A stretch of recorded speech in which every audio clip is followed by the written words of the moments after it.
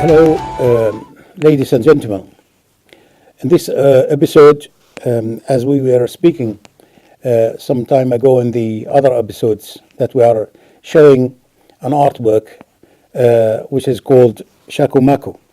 But the artwork which is we shown, which is called Shako-Mako, has an artwork answering that element of a question. The word Shako-Mako in the Iraqi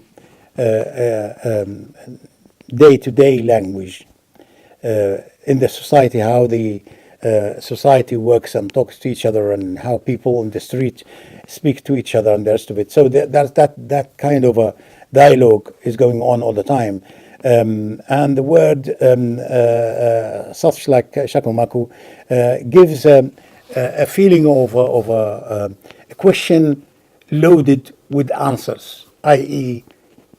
Shako-Mako, why it is like this. Okay, why it is, why, what is happening, it means Shako-Mako, but in the same time it means that what is happening, but why happening like this? Why it happened like that? Why we are in that position for that to happen like this?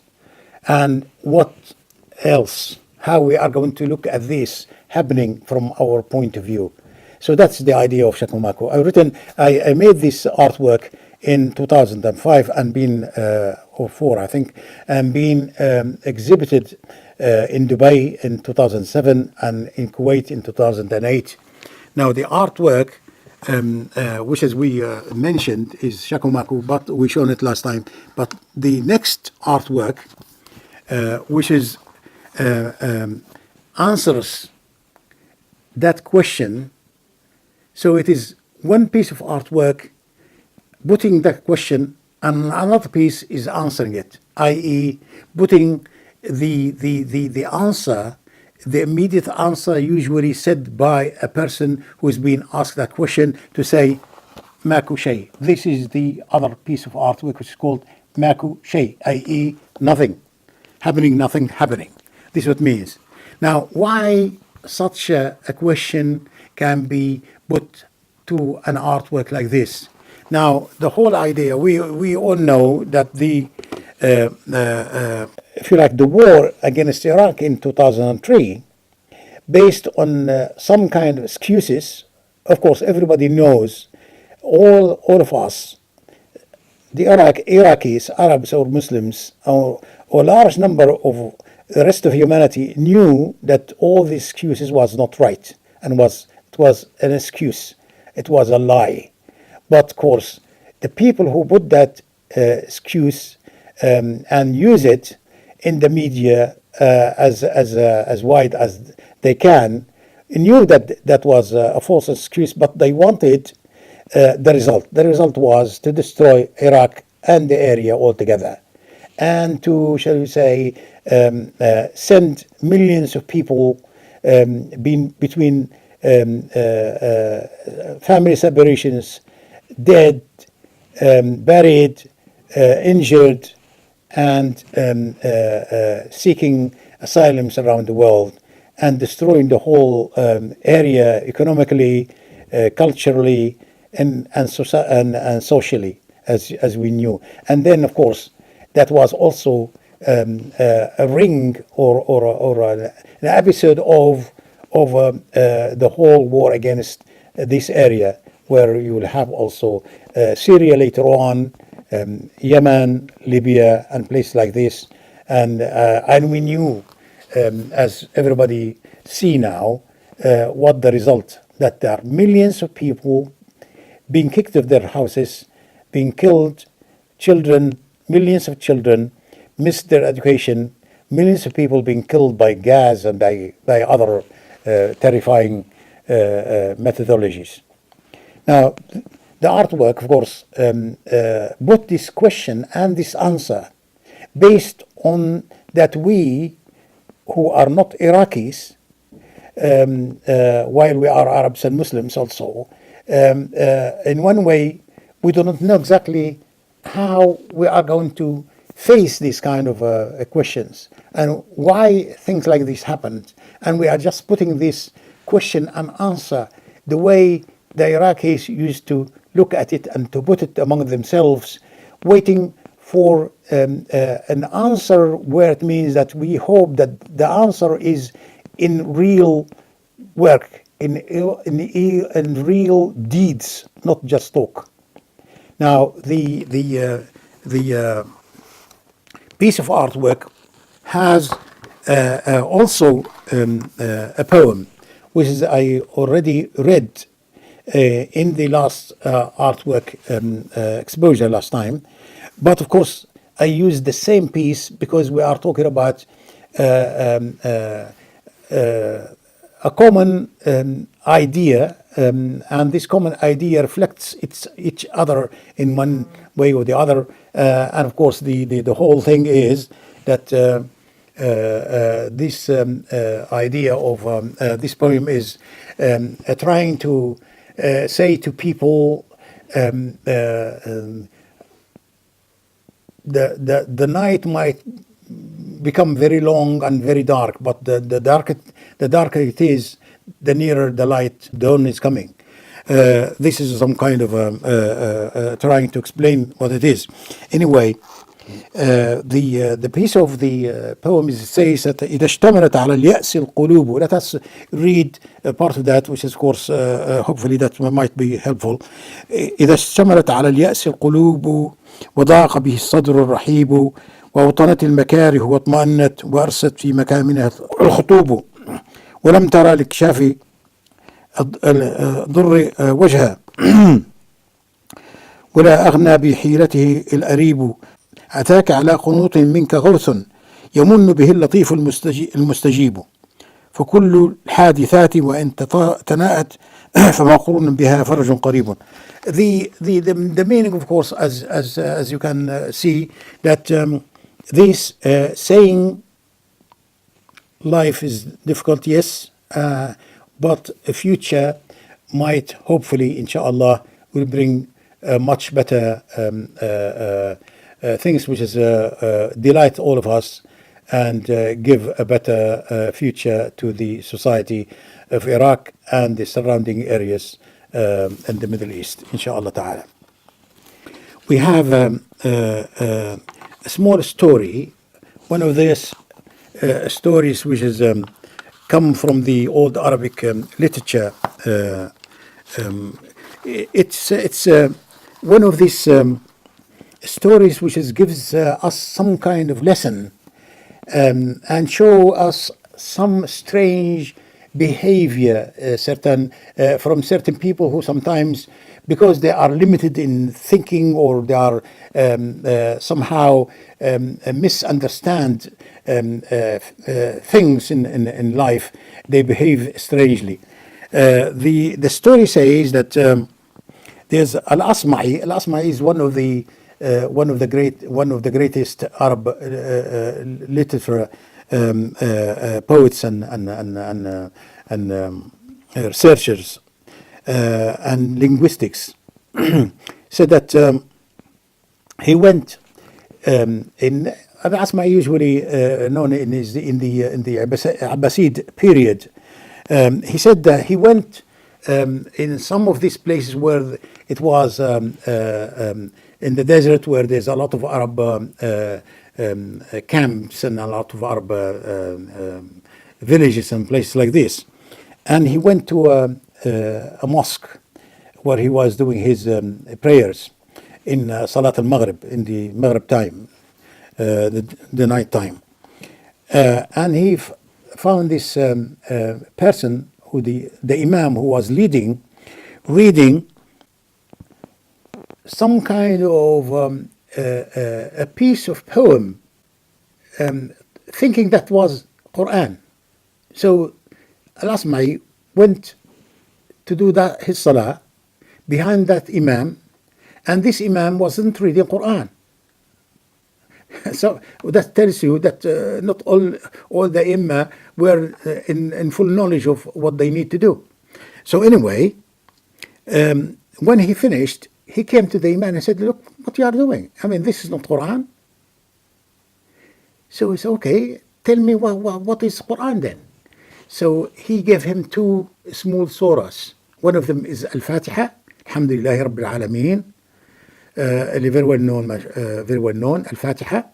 The first surah in Quran, which is 7 ayat, starts أعوذ بالله من الشيطان الرجيم بسم الله الرحمن الرحيم الحمد لله رب العالمين الرحمن الرحيم مالك يوم الدين إياك نعبد وإياك نستعين اهدنا الصراط المستقيم صراط الذين أنعمت عليهم غير المغضوب عليهم ولا الضالين آمين. Of course, translate this will take some time, but anyway, it's very well known, and of course, anybody of us who from the viewers want to look at this, it's easy to find out in resources and reference books. So what he did, he taught that Imam two surahs. One of them is this surah, which is Al-Fatiha, and the other one was Al-Ikhlas, which is قُلْ هُوَ اللَّهُ أَحَدٌ, which is also a short surah, which says أعوذ بالله من الشيطان الرجيم بسم الله الرحمن الرحيم قل هو الله أحد الله الصمد لم يلد ولم يولد ولم يكن له كفوا أحد. Now this very short also surah, and he said to him, read this in your salah when you are leading people to salah. Read this all the time and not to forget it. So anyway, everything went well. Asma'i went away, and then a few days later he came back. Was it few days or few months? Yeah, few days. He came back to the same place where he found the same Imam reading, because as let me try to explain, these two surahs, in every rak'ah you have to, in the first two rak'ahs you have to repeat Surah Al-Fatiha first and then the other surah. So it means that you have to have two surahs in the first and second rak'ahs. But you cannot do just one surah. Al-Fatiha always has to be there. And then the other surahs also. Now, what happened? The Imam read Al-Fatiha only. So he only used 50% of what he has learned from Al-Asma'i. So Asma'i said to him, what happened to you? I said, your salah is not accepted if you do not do this.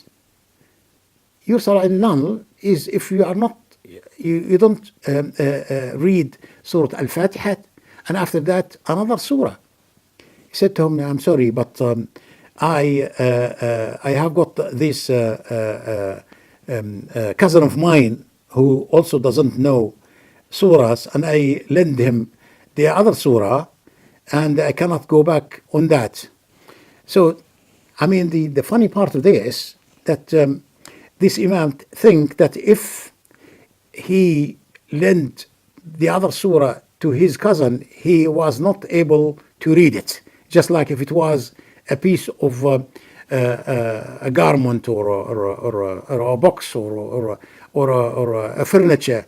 The moment you give it, you don't use it anymore. You don't take it back. He doesn't somehow detail it. The whole story of Al-Asma'i is all about how limited some Imams are. Of course, this a long time ago, just that not all the people who are around that area were learned in Islam or in Quran Kareem and the rest. Of course, that now this is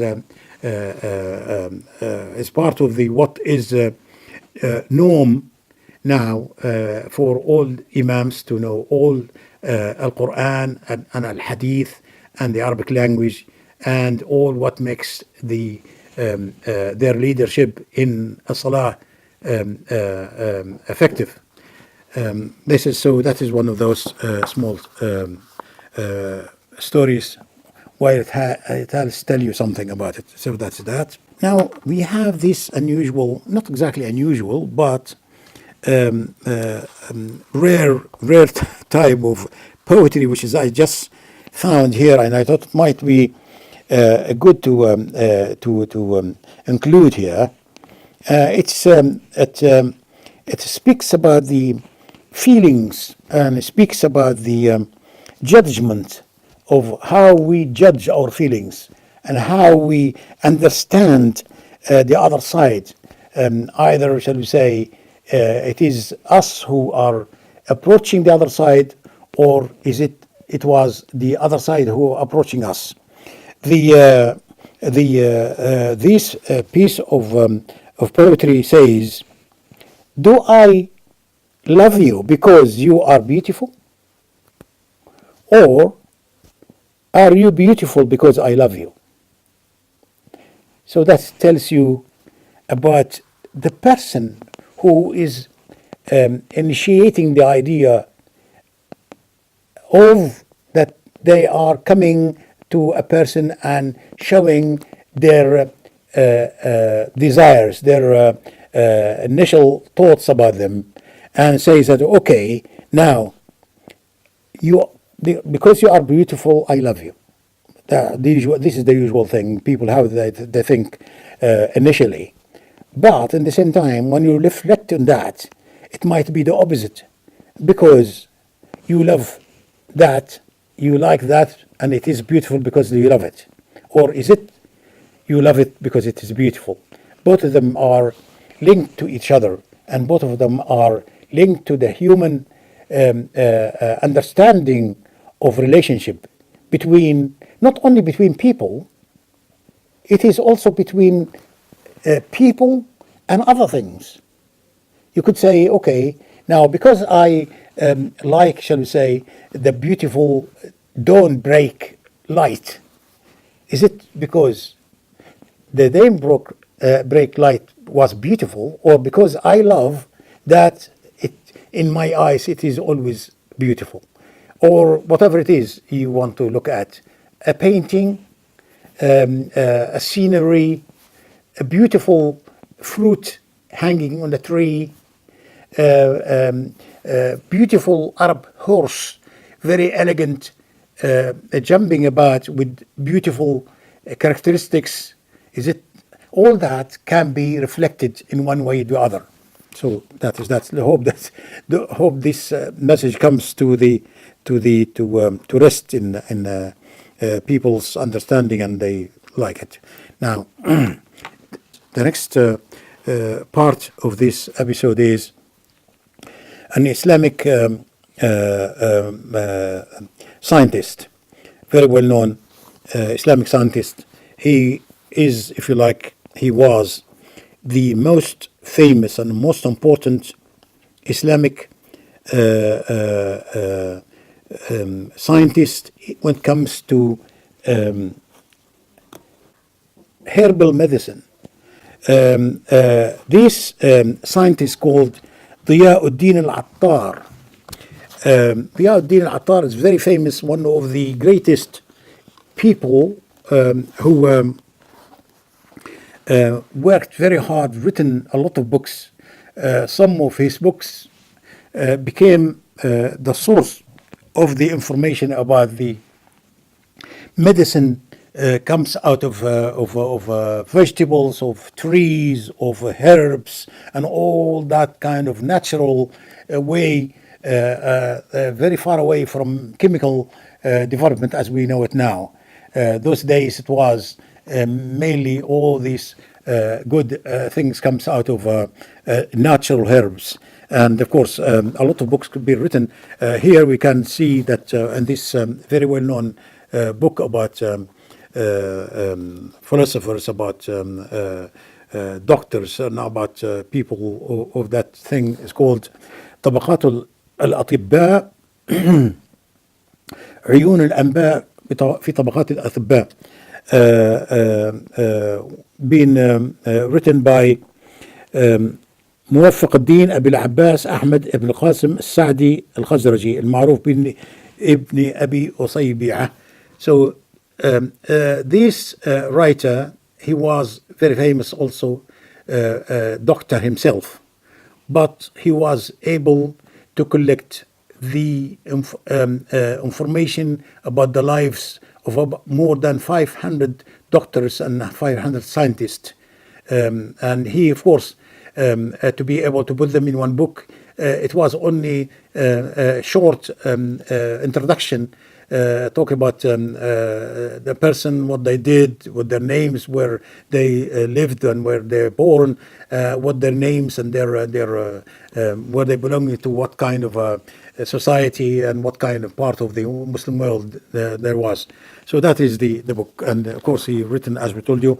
Now this is what is written about Al-Baytar. He was very much a doctor, herbalist, chemist, herbalist, and all that together, if you want to. Apart from what he was writing and writing the material, talking about it, describing it, and trying the effect of the medicine himself, and all that was a big operation in reality. And he was traveling from Al-Andalus to the Middle East and different places also to meet people and talk to them, and talk people, herbalists, others, and collect with them and to try medicine with them, all that kind of thing. Hopefully this episode giving you some information, give you some ideas, and hopefully that you enjoyed listening some of this poetry, looking at some of the artwork, knowing some history about Islamic science and scientists, and some of the wise sayings also. And thank you very much indeed, and hope to see you very soon.